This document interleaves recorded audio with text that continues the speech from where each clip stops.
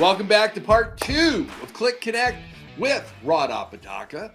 We are getting some great information in our first episode for you. We're going to get even more in the second episode. So, Rod, welcome back. How are you, buddy? You haven't moved. I haven't moved. So back. You got out of your car, signed a listing, and now you're back. Great. And by the way, I love you so much, Craig, and I love your show so much that today happens to be probably the hottest day of the week here in Orange County. We're looking at upper 80-degree weather, so I don't have my engine running, and I have my windows up so you can hear me okay. So I'm battling out for you, Craig, and I appreciate it. No worries. It's all good. And by the way, for those that missed the first episode, hope you saw it. I'm in my car, not moving, in a parking lot. So in the sun with no rain. In the shade. No, I did find a place to shade, but I'm good. It's all working out fine. Thanks. Nice. Rod, what are you hearing from all of our franchise teams out there? Is it still about brand conversions and they think that's going to be the bulk of their business for the next 12 to 24 months, or is it something else going on now? I think it's all above. It's not only brand conversion, but it's keeping with existing brands, making sure that the buyers you bring in are qualified or have the ability to bring in a management company that's qualified. I think where I'm seeing the biggest push is because it's slowed down is on development opportunities where the brands want to make sure they can have a place to put all the new brands they come up with, and then also be able to, expand existing names that, they're trying to grow out their Element's a good example that they're really trying to push. Curio. But it really is, if it's an existing asset and depending on the duration, they would love to keep it that as far as maybe up branding because of the cost of the PIP to get you there. But, I think from conversion opportunities, the box becomes a big challenge of what you can do. There's some brands that you look at the box and say, great examples, an embassy suite with an atrium. There's very little opportunity for you to change that to something, and most likely you're not going to want to. But when there is an opportunity in certain markets to make a move where you can push ADR, and you look at what the related PIP is, it could be justified to make that change. And as we talked about in the last episode with interest rates and cost of materials, labor, et cetera, making that up brand switch is a little bit more of a challenge. Are you going to get the bang for your buck to spend that new money on the PIP? I agree with you. And I also think, now at the time that we filmed this, Marriott had just announced that they were buying Mexico City Express Hotels. So, Rod and I were talking off air. I mean, we just saw the article, but my feeling, and I think Rod's going to agree with me on this, is this going to be something like they did with AC and with Delta, and it's going to give them a flag that they can put into Anaheim, let's say, or somewhere in San Diego and Mission Valley. Both areas, it's difficult to get a branded hotel over there. So, yeah, right. Working. Sorry to cut you off, but like working in certain submarkets, you look around, it's like there's Marriott on every corner. There's a Hilton on every corner. There's a Hyatt on every corner, and they need to diversify their brands to be able to fit. But some of these brands, and I don't really know, I don't know that much about this new brand, but by name alone, it sounds like it's probably more urban oriented. And again, pure guess on my part, maybe it's where you're going to use your phone to check in, and that's going to be your key to your room, much lower labor cost issues.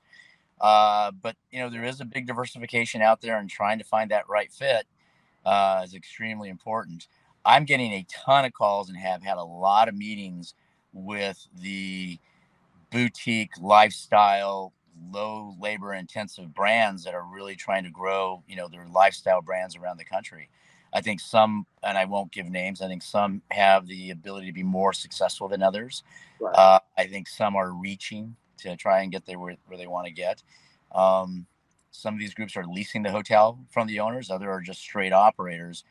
The operator side is probably the safer way to go. Just simply put, that you're not guaranteeing some type of minimum rent payment that you could get yourself in trouble with in a downturn like we just saw a couple of years ago. But I think there's enough brand options out there that at the end of the day, someone's going to find something that's going to fit. Yeah, I agree with you. Now, lifestyle brands, I mean, Glenn Houseman and I have always been saying this, that, our feeling is there's only really one true lifestyle brand out there, and that's Margaritaville, Jimmy Buffett's Margaritaville. Okay. You know what you're getting. Okay. And, I mean, they've got a project in San Diego. They got an older hotel there, Mission Bay. They're getting that ready. They think they've got their one in Palm Springs open. I haven't been out there, but it's also been 3,000 degrees out there, so I'm not going near the desert. I love the sand, but I want the ocean there too. Okay, Sure. it's not about no breeze and no water. So, but yeah, I think some of the our friends over at Pacifica, at least a half dozen of their hotels are now Tapestries. They've found that alliance very advantageous for them, and they're in a huge growth mode. They've got a property they picked up here in Newport Beach. They got another one down in San Diego. There's going to be something special. I love the Wayfarer downtown LA. I think they did an outstanding job with that. Best latte in downtown LA and best breakfast is at the Wayfarer Hotel. Love that hotel. That's my base camp for Alice every year. So, well, and you've seen what they've done with the Marina Del Rey, not the one there on the Point. Unfortunately, I'm drawing a blank on the second one, which is horrible of me. But the Marina Del Rey Hotel, they've just done a phenomenal job, and we just had, I think, their 10-year anniversary right, a couple weeks ago, and yeah, we're doing a picture for those boys and their product type, but great operators, great F&B product all the time. But those are the type of people you like to work with too, because we've created a long-standing relationship with the brothers. right. And by the way, this is completely off the point here, but I never realized there was a fourth brother. I just learned that the other day. That's not in the industry, but good guys. Yeah. Now, did you get your Pacificaopoly game? I saw yours and I'm jealous. Now I've got to make a phone call and say, where is mine? I think I'll get a phone call once this airs. Well, it was funny because I zoomed in of your photo and started looking at what all the different little tiles were, and it was great. Obviously, their hotel names, which you would suspect, but what they did with chants and community chests and all that, it was pretty good. I'm kind of surprised they didn't put one of the brothers' faces in jail in the corner there. Just I did not say that. I am laughing though. No, but it's funny. I mean, our friend Sarah Dandishi got one, and I tagged her comment. I said we should do an online Pacificaopoly tournament, and all of a sudden, all these other people started chiming in. So we may do that at some point too. So we'll actually have you into the physical studio. You can play it here, Rod. Okay. So would it be on a Friday? I think that's a great idea. Yes. With adult beverages and food. Yes. I think that's a great idea. So, we've been a little technically challenged past decade or so in the hospitality side. COVID, I think, pushed everybody to a new limit, and they're trying to figure things out. What are your owner operators telling you about technology that they're trying to get up and running and help with that guest experience on site? Subject to chips. Everyone's aware that they need upgrades. They need to be current. Smart TVs, I'm surprised it took forever for those to actually start catching on. But, I think guests now expect certain minimums when they come in. And you need to meet those minimums. It used to be one thing to brag about the fact that you had flat panel TVs, but they were only 32 inches. That just doesn't fly anymore. It doesn't matter if it's a small hotel or not. They need to be up to speed. So everyone's digging in on the IT side on what they need to do. If they haven't got a manager specifically for that, they're looking for them. So, everyone's moving forward in that direction. It's like anything else. You need that to be competitive. One of the big challenges we're seeing, and kind of going a little tangent here for you, is some of the initiatives that are coming out in some of the different cities. We think probably it's just going to become a standard in Southern California as it phases in. But there are a lot of living wage issues going on. There are some limitations on square footage being clean going on, and it's all going to play through. And whether you perceive those are good or bad, it's just what's happening in the market. And I understand also that it's happening in most metropolitan cities across the nation where you're starting to see some of this. Well, also the City of Los Angeles Council, got hit up and proposed a ballot measure in 2024 in reference to sheltering the homeless in hotels within the city limits. Now, you and I, because we were born and raised here, know that the City of Los Angeles, by square mileage alone, is the first or second largest city in the nation. I'm going to say Houston's number 2 because we're California based, and I want to be number 1 in something that's positive. So, but we had CHNLA on and talking about this, and I mean, it's not safe for the workers. It's not safe for the guests. What are your owners, without revealing any names, saying to you about this? Because I think this goes through, it spreads like wildfire. It's in San Diego, San Francisco, and then all points east of the border of the state of California. Well, we could fill 3 shows talking about theory on this. I personally don't believe it's going to happen. I think if it was to go through, you'd have major lawsuits. You've got not only just a safety issue, you've got a value issue. Yeah. You're going to have to, your guests aren't going to want it for the reasons we already identified. But if you have to start dropping rates, means your value, your hotel is going to go down, which means your property taxes are going to go down. So the cities themselves are going to be hurt by something like this passing. There has to be a different solution, and subject to who becomes mayor, this November for the city of Los Angeles, who's got the best plan. One of the big challenges is that with the housing authority, if you're elected into office, the way, not necessarily the way, but timing, how long things take to get approved and move forward. I mean, you're in and out of office before decisions made, and then nothing gets done. Yeah. So with the right person in office who's got an immediate plan to do something, as opposed to leaning on the existing authorities, that's probably the best way to go and the best solution. I just don't believe that they can do this without lawsuits or to make it work. I mean, part of the ordinance, my understanding is that you have to report at 2:00 every day what the vacancy is.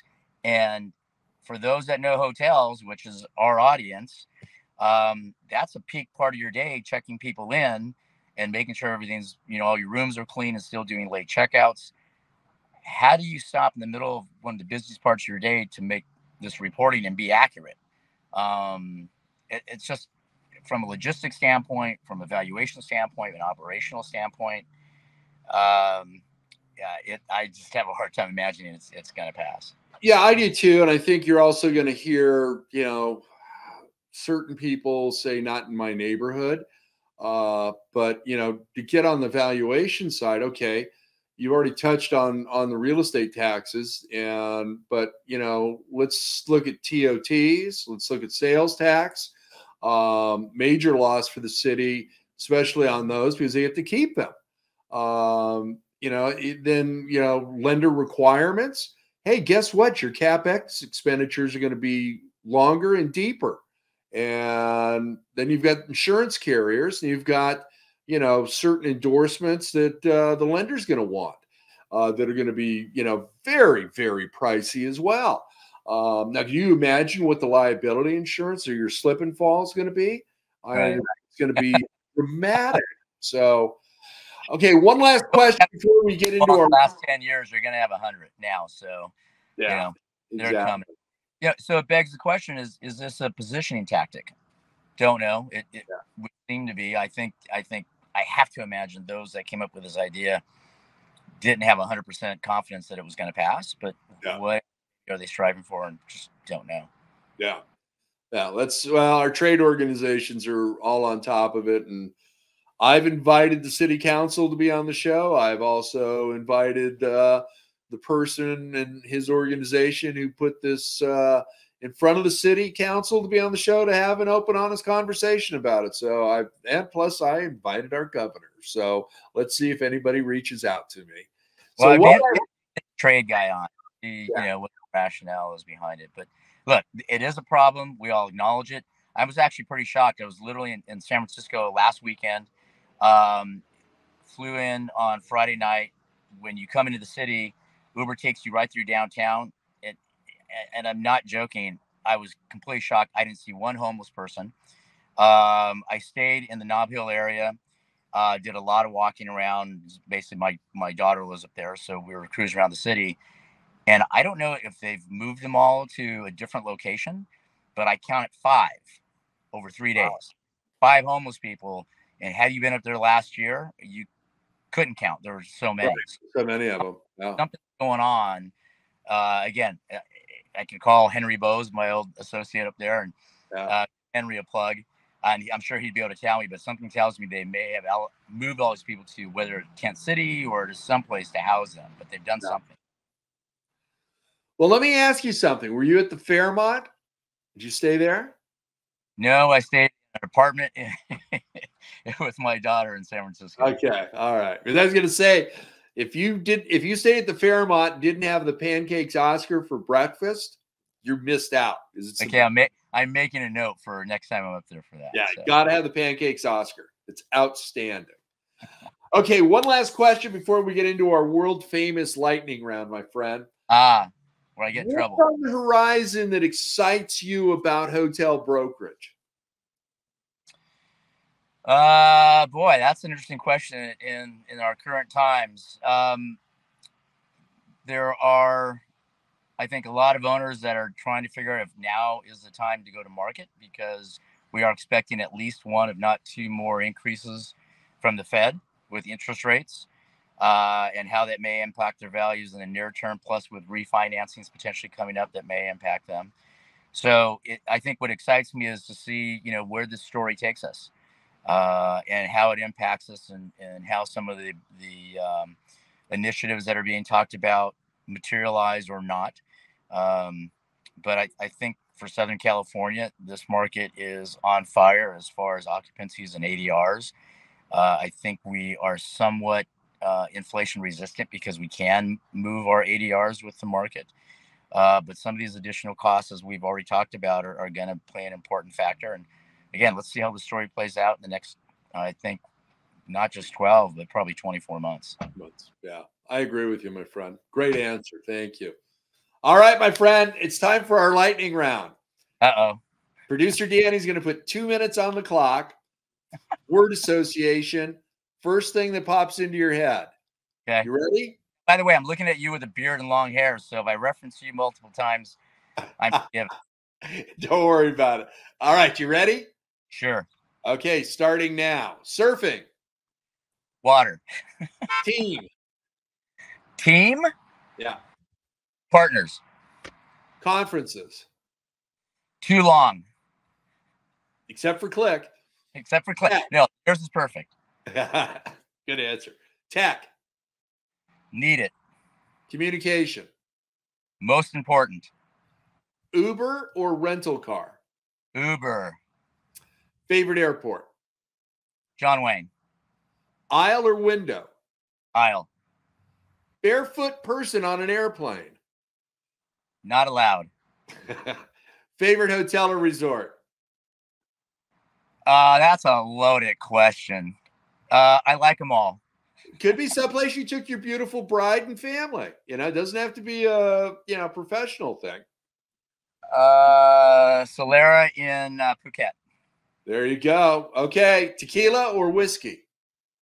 Oh my gosh. Mixed. There you go. You did that with 52 seconds left. I hit the wrong button. Where's the applause button? Or there it is. All right, there we go. So, Rod, this has been an absolute pleasure.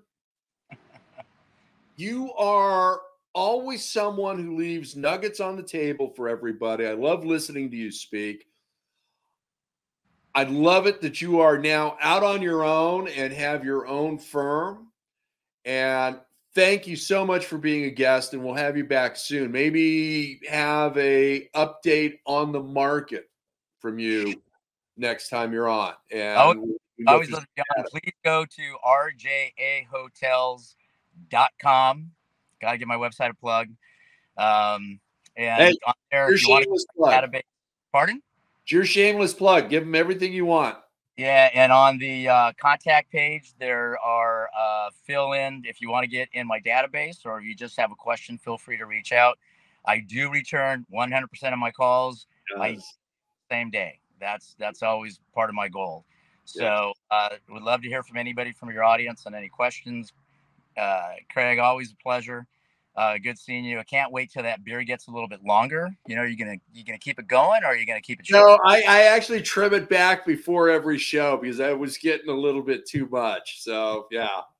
So the hair's got to get long enough for a ponytail to donate it to a wig manufacturer for cancer patients, and then that'll come off as well. So good for you. That's awesome. That's awesome. My brother, thank you very much. You're always welcome back on CLIC Connect, and give me a call. Let's grab a lunch, okay? Great, Craig. See you, everybody. Thanks. Turn on the air conditioner. I will. Thank you, our audience, for joining us today. And I want to thank our production partners again, Red Roof Franchising and Chicago Title National Commercial Services Group. Without them, without you, without our guest, and most importantly, without producer Danny, I don't have a show. So thank you all for joining us. This is a very special two-parter with Rod Apodaca. He's a premier hotel broker here in the state of California. Give him a call. He's a great guy, a wealth of information, and he is the founder and principal of RJA Hotels. So with that, thank you all very much. We will see you in the next episode. Remember to be kind, share your knowledge, go be amazing.